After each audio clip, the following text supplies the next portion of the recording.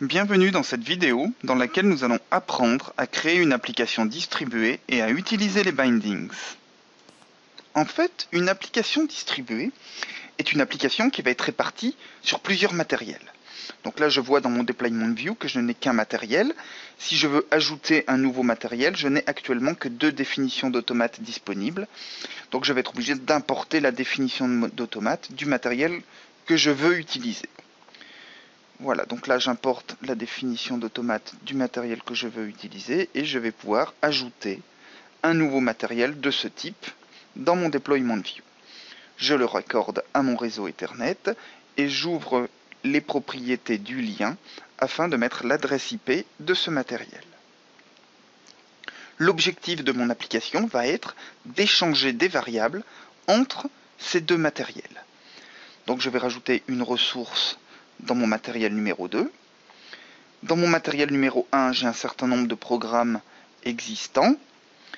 Et par exemple, dans le programme convoyeur, j'ai une variable qui s'appelle value que je vais vouloir envoyer à la ressource de mon matériel numéro 2.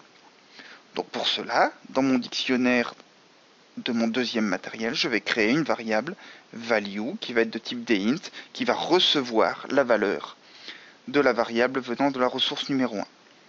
De même, dans le programme thermomètre, j'ai une variable temp dans laquelle je vais vouloir recevoir une variable qui viendra de la ressource numéro 2. Donc pour cela, je crée dans la ressource numéro 2 une variable température.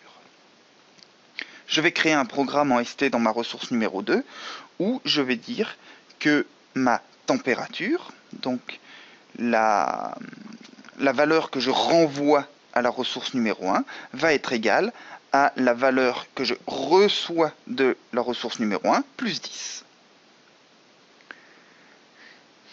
Il faut maintenant que je crée donc les bindings, donc les liens entre ces différentes variables. Pour cela, j'ouvre l'éditeur de binding et je crée un groupe de production dans la ressource numéro 1, où je sélectionne ma variable value, et je mets en face de cette variable, dans le groupe de consommation de la ressource numéro 2, ma variable value.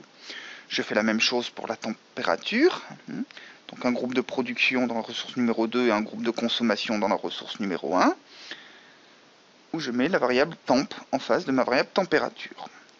Donc là, j'ai fait le binding dans les deux sens entre mes deux ressources. Je vais compiler mon projet. Voilà, donc j'ai compilé sans erreur. Je vais pouvoir maintenant le simuler. Donc pour cela, je vais ouvrir une page IsaView et je vais incrémenter ma variable value dans ma ressource numéro 1. Et je vois bien dans ma ressource numéro 2 que la variable température est bien la variable value plus 10. Si j'ouvre une spy list, je vois également la même chose. Cette vidéo est maintenant terminée. Si vous voulez nous contacter, vous pouvez nous écrire à support@isagraph.com ou support europe@isagraph.com.